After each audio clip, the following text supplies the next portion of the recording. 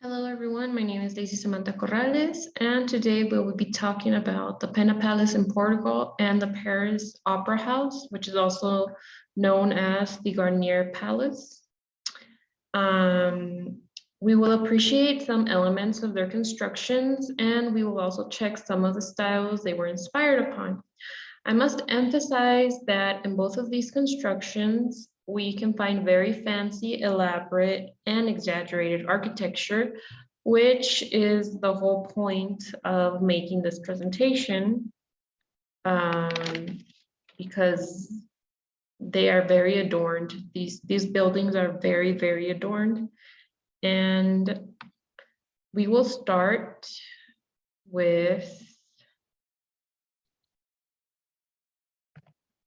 the National Pena Palace. So let's go ahead and check some of the background. I must say that this construction is one of the biggest and most important examples of Portuguese architecture, and it belongs to the Romantic period. It has been a pilgrimage site since the Middle Ages. And here we can see a picture or drawing of what was the monastery. Well, first, it used to be the Chapel of Our Lady of Pena. That's what it was called, but was later replaced with a Hieronymite monastery, which was founded by King Manuel I. It is located in the Serra de Sintra, or the Mountain of Sintra. It blends perfectly with its natural background and vegetation and large boulders. In the year 1755, there was a great earthquake, and it severely damaged the structure of the monastery. And after that, it had to be abandoned. It was also an influence that the monasteries were nationalized in 1834. So that's why the people that lived there left too.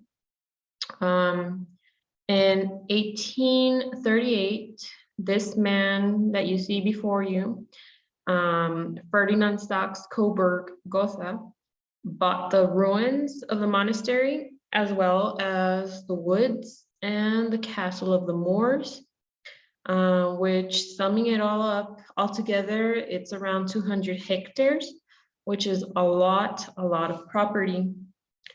Don Fernando, well, King Ferdinand was also known as Don Fernando. He was responsible for the construction of the road that links to the Palace of Sintra, the remodeling of the old monastery, which would be the red buildings that we see here on the right, started around 1842 by the German architect Wilhelm Ludwig von Eschwege, and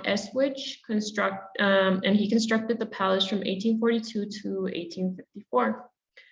Around 1845, Don Fernando decided to extend the renovation, and he decided to build the yellow buildings, which were then known as the New Palace, and they were inspired by the castles of Bavaria. The colors, we really don't know why, but they were an explicit command of Don Fernando for the buildings to be painted red for the monastery and yellow for the new buildings. Ludwig, as I said before, finished his construction around 1854, that is what we know. And it became the summer residence of the royal family.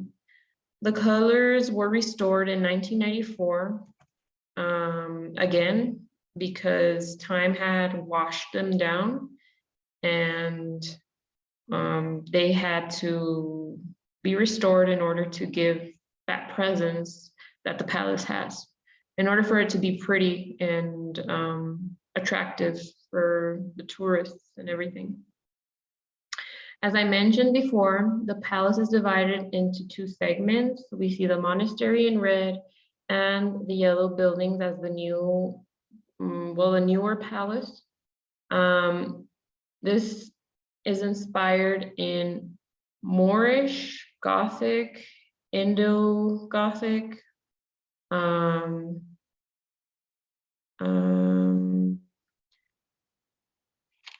and they were also inspired by the work of this man here, Carl Friedrich Schinkel, and again, the castles of Bavaria.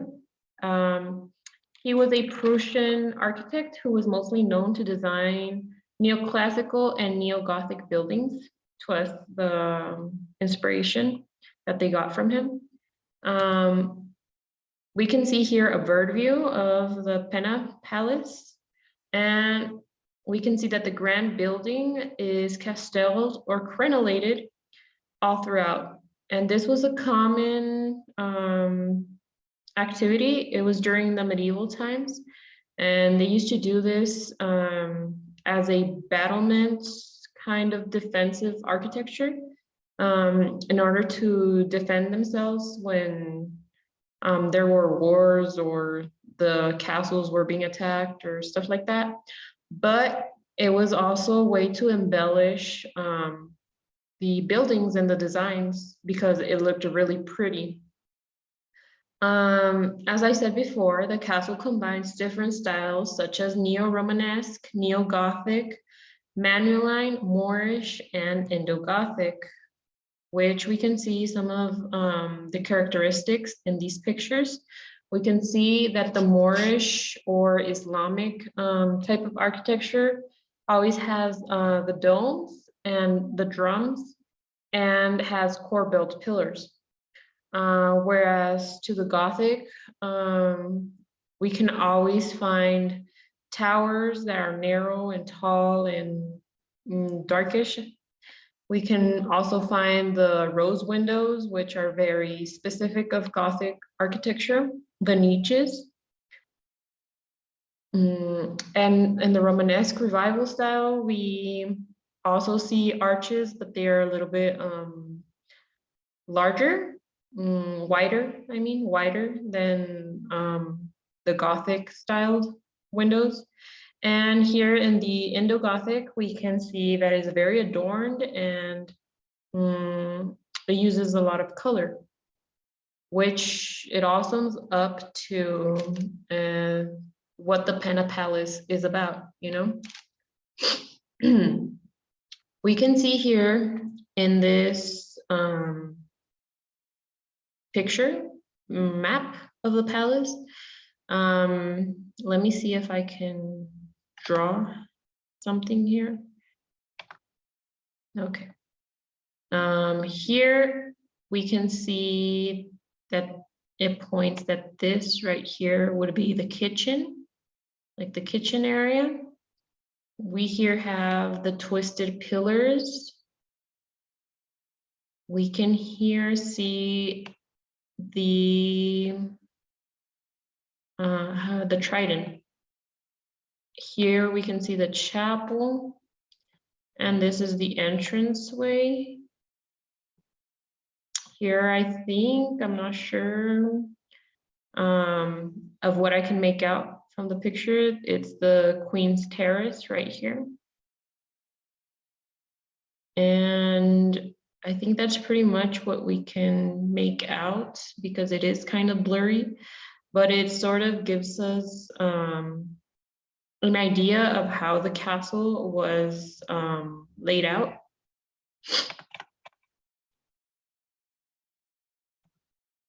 Okay, and then, oh my gosh. Oh, can't change the slides. Okay.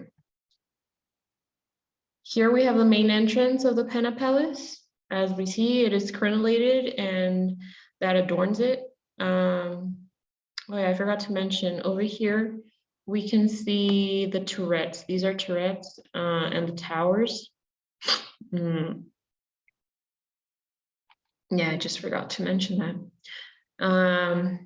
As I was saying, there is a very adorned entryway, as we can tell. We can see all of the styles mixed in there. Here's another entryway, and it is mostly inspired by Islamic architecture. Here is the Trident Arch, which I showed you in the map, but here we can get a close-up. We can see the tiles that adorn the towers and the columns. And really what the trident represents is more of like the creation. We must remember that people were very religious back then. And then we have, again, the twisted columns, the ones I pointed out in the map. And we have the Knight's Hall. We can see the mix of paintings that they built in there. The romantic style of Pena Palace can be noticed all over it. As we all know, Romanticism is characterized by literature, paintings, and music, as we can tell here in this image. It emphasizes transcendentalism, irrationality, romanticism, emotion, imagination, and the impassioned and impetuous humanity. Here we can see the preserved chapel of the monastery. The architecture in Pena Palace expresses exaltation over emotion and the senses over the intellect. Its construction didn't follow any rules or stick with a traditional style, but was true to the architect's tastes and feelings. This is why we see so many styles mixed together. An example for this is the vibrant yellow Islamic dome tower. Let me see if we can see it over here.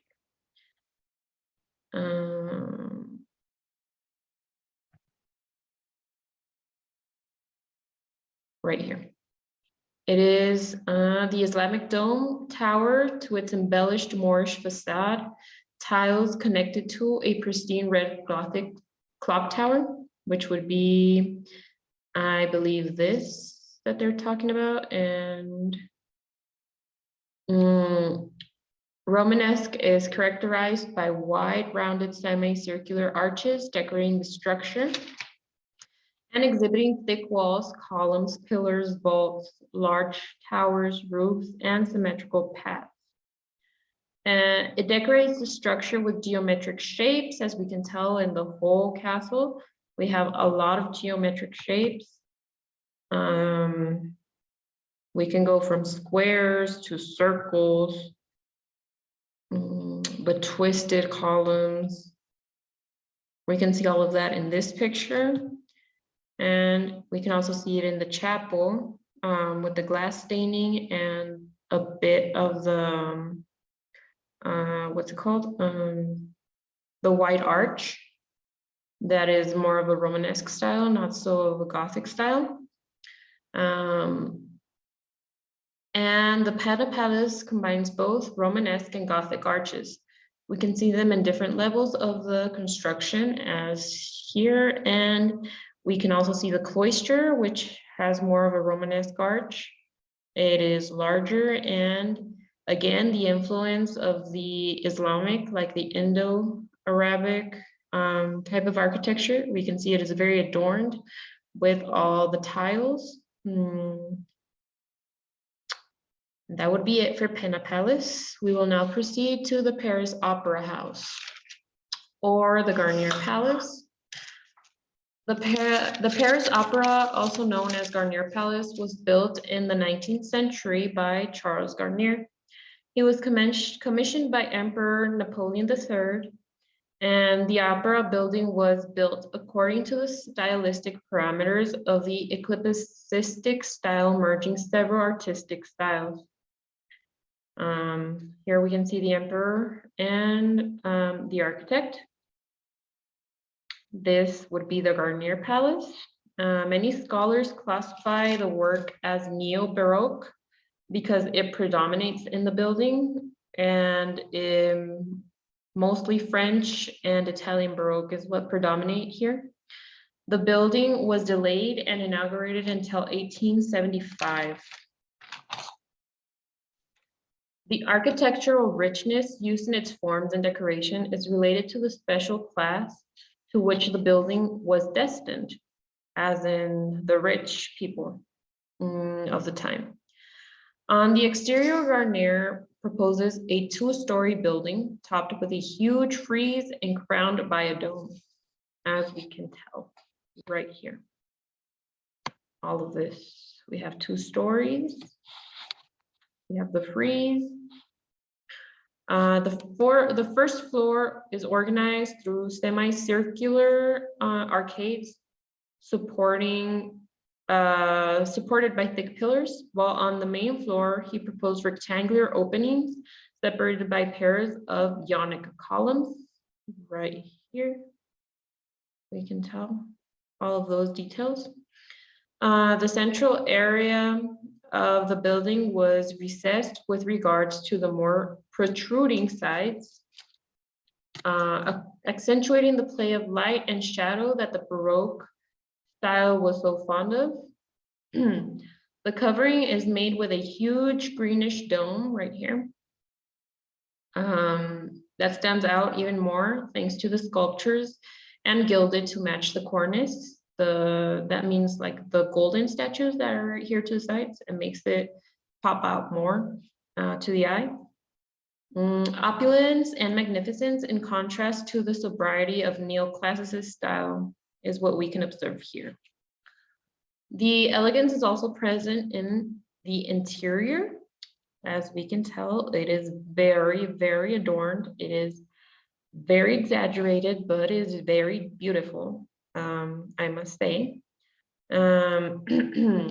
We have wide corridors, we have staircases with balustrades, mirrors, and other elements. Luxury and detail have been taken care of to the maximum in the stalls, which is this next picture. Well, not that one, this one. In the stalls, which would be the stage. It was of great concern because everyone sat and watched the performance there, and like everybody saw every single little detail. It was inaugurated on January 15 of 1875. In order for all this to be fulfilled, Garnier surrounded himself with the most skilled painters and sculptors of his time. The palace includes materials like gold and marble. This image that we're seeing here is the Grand Foyer, and it was inspired on the French Renaissance castles. As we can see, there's a lot of detail. We can see paintings and sculptures and the lamps and all of that. The ceiling above the stage, which would be this next picture, features famous opera and ballet production, and it was done by Marc Chagall. An architectural gem, the Opera House has been an inspiration to other architects, authors, and composers. As we all know, the Phantom of the Opera was inspired by this palace.